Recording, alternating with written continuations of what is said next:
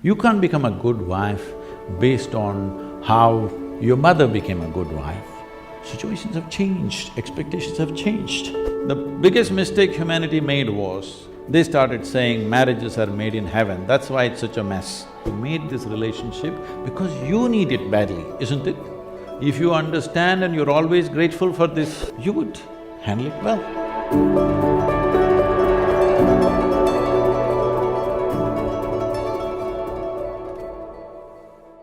Sadhguru, our mothers have set amazing benchmark. The moment you say mothers, Yeah. they're giving a sound ambience of babies crying. Oh, okay. Perfect. That's the halo effect, I think. Yeah, so they've set quite a big benchmark of being an ideal wife. However, I, or girls of my generation, feel that we cannot be as good as wife as my mother has been, or our mothers have been. So should I feel that I am falling short of in my personal life, or should I feel that I'm not giving enough justice to my marriage once I'm married? How should I feel about this?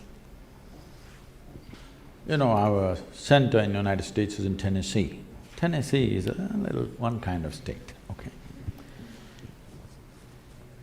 Mary Makowski, that's not Romanian, right? Okay. Mary Makowski got married. And after their honeymoon, they came home and she threatened him that she's going to make a dinner all by herself. I'm sorry, she said she'll make dinner for the new husband. And husband came home from work and she served the dinner and he put it in his mouth and slowly he was chewing on it and went into profound thought. Then she was very excited about this dinner and she said, there are only two things my mother taught me how to cook, the meatloaf and the apple pie. Then he looked at her and said, darling, which one is this? So, your mother, your grandmother, how they made good wives? Largely it was believed the way to a man's heart is through his stomach. Today your husband will call Uber Eats and whatever Quick Picks and this and that and Swiggies and whatever, all right? So, you can't make a good wife based on how your grandmother became a good wife. You can't become a good wife based on how your mother became a good wife. Situations have changed, expectations have changed.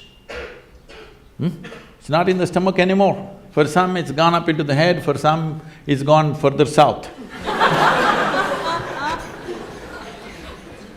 Yes? So, you don't do that. Essentially, what a husband and wife means is, because you're not geared, most people are not geared, very few people in this world are geared to make this journey of life all by themselves. They're organized enough within themselves totally. They never feel anything missing in their life because they've made themselves like that. But most people need somebody else to lean on, either emotionally, psychologically. There are needs in a human being, physical needs, psychological needs, emotional needs, maybe social needs, economic needs, variety of needs. To fulfill these needs, you want to find one person that you can depend on. Because it's very difficult even to find one person with whom you can share everything that you have, your body, mind, emotion and works. So this is the idea. Formalizing it is so that every time you get some little friction, you don't fall apart, so little tying up so that things don't fall apart very easily, all right? Nothing else. The biggest mistake humanity made was, they started saying marriages are made in heaven, that's why it's such a mess. No, it's done here.